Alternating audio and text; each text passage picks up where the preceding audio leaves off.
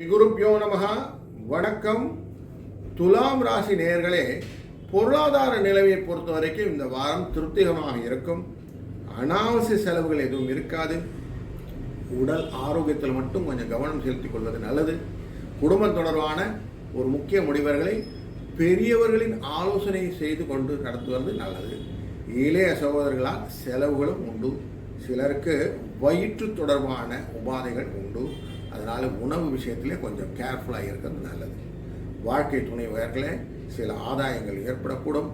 அலுவலகத்திலே ஒரு உற்சாகமான சூழ்நிலை காணப்படும்.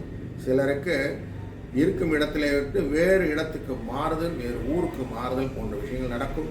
அதிகாரிகள் சில நேரங்களில் கண்டிப்பாக இருப்பார்கள், ஆனால் உங்களுக்கு அனுசரணையாகத்தான் இருப்பார்கள். வியாபாரத்தில் இருக்கும் நண்பர்களுக்கு பங்குதாரர்களால் பிரச்சனை உண்டு. குடும்பத்தை நிர்வகிக்கும் பெண்களும் சௌக்கியமாக இருக்கலாம். வாழ்க வளம்.